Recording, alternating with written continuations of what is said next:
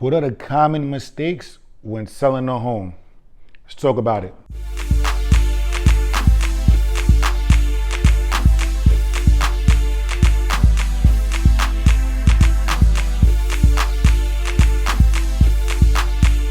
What's going on, good guys? Chris Newton here, chrisnewtonrealestate.com. Tell a friend to tell a, let's actually bring this a little closer, right? Tell a friend to tell a friend. Like, comment, subscribe, hit that subscribe button, hit that subscribe button, hit that subscribe. Hit it with both hands like this, right? Pause if applicable. So, what are the common mistakes when selling a home, right? Hold on, let me move this over a little bit. Hold on, yeah, there we go. We don't need to see that over there. So the common mistakes that I see when selling a home, from a real estate perspective, the common mistakes from selling a home would be these. Number one, I did 2 ones, but it's not 2, it's 1. Number one, not using a professional, right? Not using a professional. And a lot of times, right, for whatever reason, humans, I do it myself, we want to try to take the cheaper way out, what we think is cheaper. We want to try to take the easier way out, which we think is easier, the simpler, whatever. Like, we just want to take that route. And more times than not, it doesn't work out too favorable. And I don't even want to say in hindsight or in the long run, because it's typically just never really works out. It happens sometimes, right? But do you want to really try to be the rarity? Because what's most likely going to happen is you're not going to be a rarity. You are going to fall into the pot of people who are spending more money, losing more money, effing something up, getting sued. Like, there's so many things. Now, when you're using a real estate agent, I said this before, a real estate agent, outside of his knowledge, his or her knowledge, the role is basically to stop the seller or buyer, right? Right now we're talking about the sellers, from hurting themselves, right? We got to get you out your own way. We got to get you out your own way. Like, you're here, this is your way as well, get out of here. And so we can do our job, right? Now, I didn't say hire a real estate agent or a real estate broker. I said hire a professional, because some agents and brokers are just not professional. So that's a whole nother conversation, right? I'll put it in, there you go, right there, how to choose an agent. If I somehow forget, which I doubt I will, it's over here somewhere. Or just look at my channel, how to choose an agent, Chris Newton Real Estate. We know the laws. We know what the discriminatory laws are. We know the housing laws. For the most part, most agents should know, all agents should know this, but we know the language, and we can I could kind of spot the BS from a state away, a mile away, a state away. I could spot the BS from a state. I could just tell by the tone of their voice. I can tell by the wording that they're using. Okay, here come the mucho. They're about to get crazy, and here it is. Okay, it's here. Jesus, boy.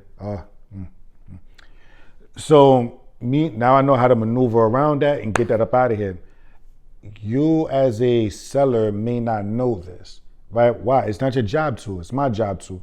So you have your own life to go about, doing your own thing. You have work, you may have children, you may have a spouse, you just have a life. You just have a life. And dealing with this is stressful, and let me take that stress off of you and put it on my back, and oh yeah, I'm a little strong. Put it on my back and get this sold for you. Now, that's mistake number 1. Mistake number 2 is taking it too personal, right? The moment you decide to sell a house the moment you decide to sell your home is no longer your home. It's a house, it's a property, right? I know, ouch, I've been here forever. I seen the kids grew up, whether in the house or outside of the house, everybody knows me, and I have so many memories here. Yeah, but the people that's coming in, They don't have those memories. They don't have that same sentimental value that you hold in this property. Now, I'm not saying there's anything wrong with that. It's just that's the case with when it comes to selling a house. It's not yours anymore. It's the market's. You put a house on the market, it's not yours anymore. It's the market's. It's the market's property. I'm sorry. I'm sorry to tell you that it's the market's property. So taking things too personal, whether it's what the agent is saying, what the buyers are saying, because some sellers and I cannot stand this, but for some reason, some sellers want to be there at every showing.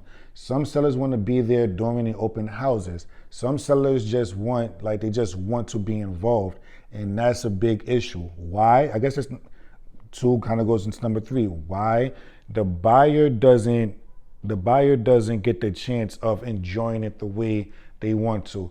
That also opens you up to a liability for you to say the wrong thing. It also opens you up to a liability for negotiations to go wrong. Because let's say y'all speak the same language. I don't speak the language that y'all speak, but now they feel like they could go directly to you and have a conversation with you. And I don't know what's going on. You're going to summarize the conversation for me, but I don't know the tonality that's happening. I don't know the wording that they're trying to use. I know nothing. I just got to take your word for it. And then when they walk away and smiling, yeah, have a good day. That's all I know, right? That's a problem as well. So you need that buffer. You need that buffer. A lot of sellers don't want that. Maybe, I don't know if it's you don't trust the agent. I don't know if it's you just want to know everything that's going on because your anxiety is high. I'm not sure, but that is a big, big, big issue. Another issue is overpricing your property. That's probably number two. Hiring an agent, and number two is probably overpricing the property. That's one A and one B, honestly. Overpricing your property is probably the number. It has to be because 90% of properties that get sold is sold with an agent. So that would have to by default be the number one problem, right?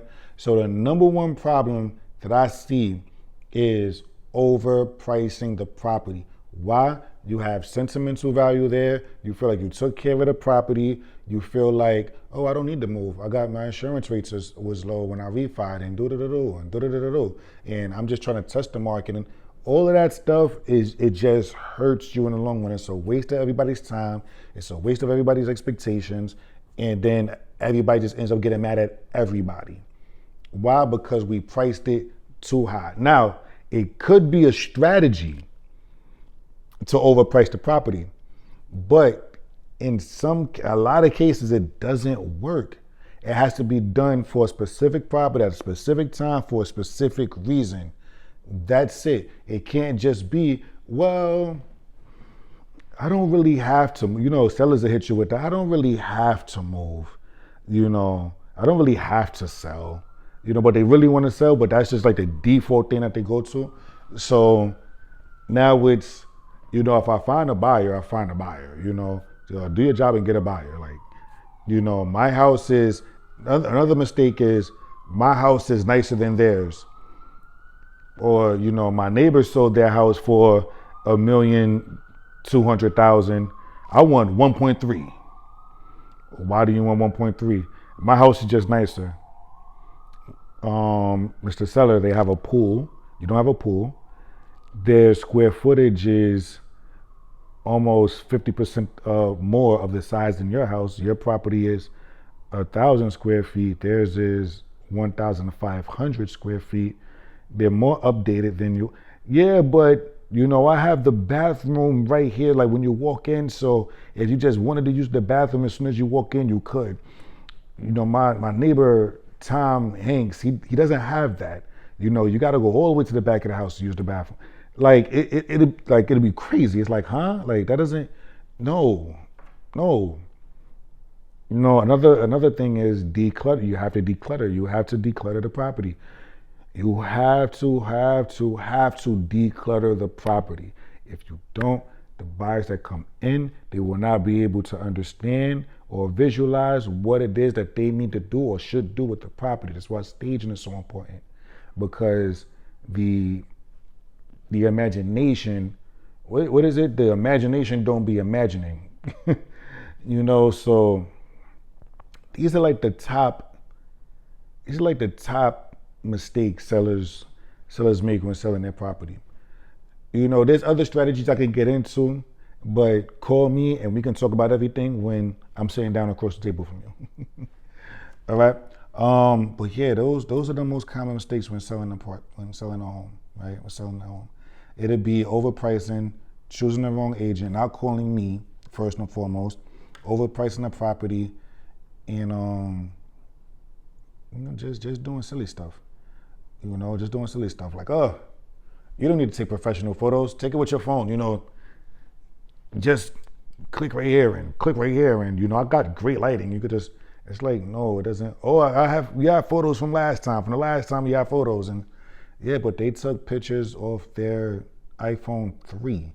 Like, yeah, but so what? Like, yeah. So those are like the common mistakes, man. Those are the common mistakes. Get yourself a great agent. Call me, right? In New York, Florida, call me, and let's get your property sold. I'm gonna put you. Now, I can't force you to do what you're supposed to do with the property, right?